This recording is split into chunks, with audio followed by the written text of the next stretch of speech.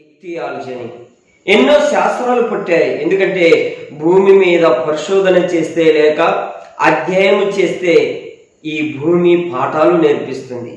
ఈ పాఠాలు నేర్చుకున్నవాడు, మరి భూమి మీదనే పాఠాలు నేర్చుకున్నవాడు, పరిశోధన చేసిన మానవుడు జ్ఞానవంతుడయ్యా. భూమికి ఇన్ని గుణాలున్నాయా, భూమికి జ్ఞానం ఉందా అని ఆలోచన చేస్తే భూమి మీద పరిశోధన చేసిన వారు జ్ఞానవంతులైతే భూమికి ఎంత జ్ఞానం ఉందో నుండి తయారు చేసి చిప్స్ అనగా మెమరీ కార్డు ఎన్నో విషయాలను రికార్డు చేసి మళ్ళీ మనకు గుర్తు చేస్తుంది. అంటే మట్టికి జ్ఞాపక శక్తి ఉంది అంటారా లేదంట?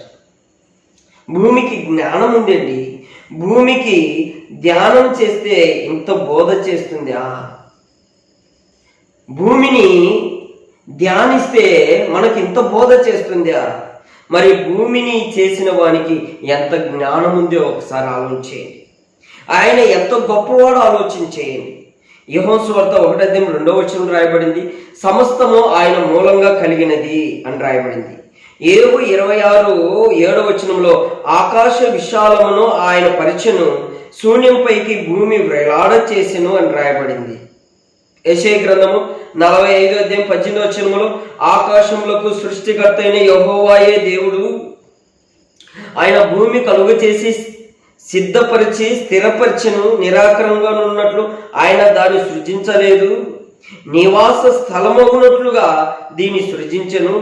ఆయన సెలవిచ్చిందేమనగా యెహోవాను నేనే, మరి ఏ దేవుడు లేడు. యెహోవాను నేనే, ఏ దేవుడు లేడు. ఎందుకంటే భూమిని చేసిన వాడని నేనే, దీన్ని ఉద్భవించిన వాడని నేనే, దీనికి ఆ శక్తులు పెట్టిన వాడని నేనే.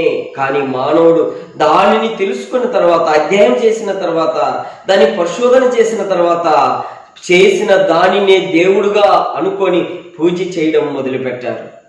ఏ దానైతే అధ్యయనం చేశాడో, ఏ దానైతే పరిశోధన చేశాడో అవే దేవుడుగా కొలుస్తూ ఉన్నాడు. ప్రియమైన దేవుని వారలారా, భూమిని పరిశోధించిన మానవుడే భూమి మీద ఉన్న వాటిని పూజలు చేయడం మొదలుపెట్టారు. గమనించండి, మానవునికి భూమి పాఠం నేర్పుతుందా అన్నప్పుడు చూడండి ప్రియమైన దేవుని వారలారా, భూమిలో ఉన్న ప్రతిదీ నీకు ఒక పాఠముగా మారిపోతుంటే, నువ్వు తెలుసుకోవాలని, జ్ఞానవంతుడిగా ఉండాలని, తెలివి బుద్ధి వివేకాలు పెంచుకోవాలని దేవుడు సమస్తమును భూమి మీద మరి మన కోసం ఒక పాఠముగా మరి సిద్ధపరిచాడంటే నువ్వు ఎప్పుడు తెలుసుకోగలవు? ఓ జ్ఞానవంతుడా, ఓ రైతు, ఓ ఉపాధ్యాయి, ఓ శాస్త్రవేత్త, నువ్వు అధ్యయనం చేసిన దాంట్లో మరి నువ్వు గొప్పవాడు అయిపోయావు, కానీ భూమిని చేసిన వాడిని తెలుసుకోలేకపోయావే. చేసిన వాడు చెప్తున్నాడు, యెహోవాను నేనే, ఏ దేవుడు లేడన్నప్పుడు ఆ దేవుణ్ణి తెలుసుకొని, ఆ దేవుని గురించి తెలుసుకొని మహాజ్ఞానులు కావాలని దేవుడు ఆశపడుతున్నాడే. నీవు భూమిని అధ్యయనం చేసి పరిశోధన చేసి జ్ఞానవంతులు అనుకున్నావు, కానీ దీన్ని చేసిన వాడు, కనుగొన్నవాడే గొప్పవాడు. భూమిని చేసిన వాడు, సూర్య చంద్ర నక్షత్రములు చేసిన వాడు ఎంతో గొప్పవాడు, తెలుసుకున్నవాడే గొప్పవాడు. అందుకే బైబిల్ రాయబడింది, మీరు రాజులైన యాజక సమూహం అని రాయబడింది. ప్రియమైన దేవుని వారలారా, దేవుని గొప్పతనాన్ని నువ్వు చాటి చెప్పాలి.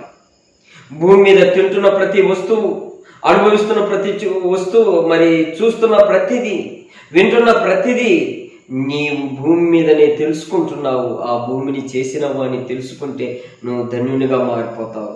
ఆ దేవుడే, ఆ సృష్టికర్తని దేవుడే, సమస్తం చేసిన దేవుడే, భూమికి ఇంత జ్ఞానం ఇచ్చిన దేవుడే, సైన్యములకు అధిపతి యెహోవా, తన కుమారుడైన యేసుక్రీస్తు వారు, పరిశుద్ధాత్ముడైన దేవుడు నీకు సహాయం చేయనుగా.